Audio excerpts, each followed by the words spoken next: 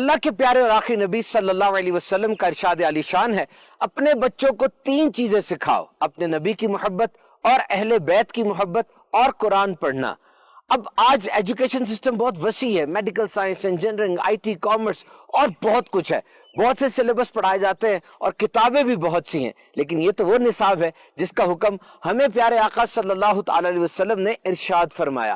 امیر علیہ سنت کی بارگاہ میں عرض ہے، حضور یہ ارشاد فرمائیے کہ یہ جو ہے بہت وسیع خزانہ ہے، نبی مکرم صلی اللہ تعالی علیہ وسلم کی سیرت مقدسہ، اہل بیت کا تذکرہ اور قرآن مجید۔ تو اس حوالے سے بچوں کی کس انداز سے تربیت کی جا سکتی ہے اور شروع میں کون سے ایسے ٹاپکس ہیں، کون سے ایسے ابواب ہیں جو ان کو سکھائے جائیں جو ان کی ذہنی استعداد یعنی ذہنی صلاحیت کے مطابق بھی ہوں؟ اپنے بچوں کو اہل بیت کی محبت سکھانے کا تو حدیث پاک میں اس کی تاکید ہے۔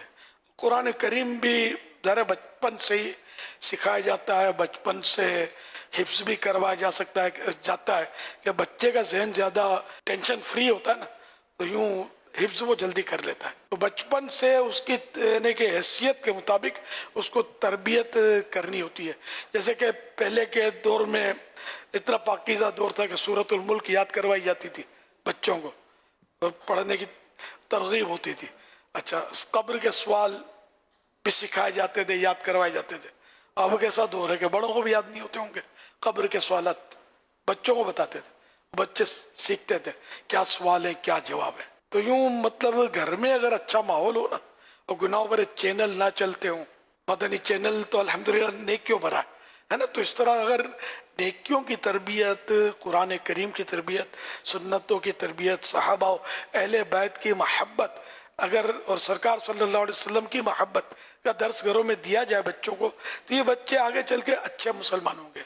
لیکن ایسا ہے نہیں، تربیت دی نہیں جا رہی، جس کی وجہ سے بچے اچھے مسلمان بن کر ابھرے۔ اب کوئی صحبت ان کو اچھی مل جائے اور قدرتی کوئی ایسا انتظام ہو جائے اور وہ اچھے بن کر گزریں تو ٹھیک ہے۔ جیسے دعوت اسلامی کا ماحول ہے کہ بگڑے ہوئے بڑے بھی آتے ہیں اور اللہ کی رحمت سے خوش نصیب کئی ایسے ہیں کہ جو اچھے مسلمان بن جاتے ہیں۔ لیکن جنرل ماحول تو ایسا ہی ہے کہ مسلمان ضرور ہے، اچھے مسلمان کہنا مشکل ہے، اتنی بے عملی ہے۔ شاید یعنی ہمارے ملک کی بات کریں تو مشکل سے 1-2% نمازی ہوں گے، تقریباً نماز نہیں پڑھتے۔ پہلے ہمارے اطراف میں اپنے یوں لگتا ہے کہ نماز پڑھتے ہیں، تو یہ اطراف میں بات اچھے لوگ ہوتے ہیں، مناسب لوگ ہوتے ہیں جو نمازیں پڑھتے ہیں۔